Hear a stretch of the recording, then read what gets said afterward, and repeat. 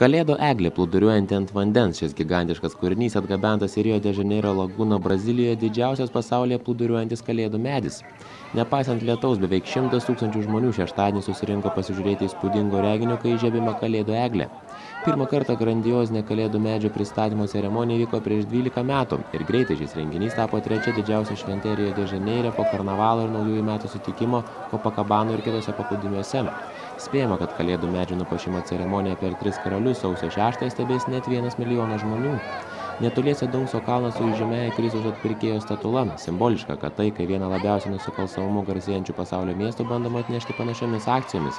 Kalėdų medį puošė, statė, elektros instaliacijas renginėje daugiau nei 1000 darbininkų. Šią akciją remia didžiausia Brazilijos draudimo kompanija. Ir viskas ne veltui, nes šis medis jau įrašytas į Gineso rekordų knygą. Palyginimui, kalėdų eglė Niujorko Rokfelerio aikštėje yra tik 22 metrų aukščio, o Rio de Janeire net 85 metrų aukščio.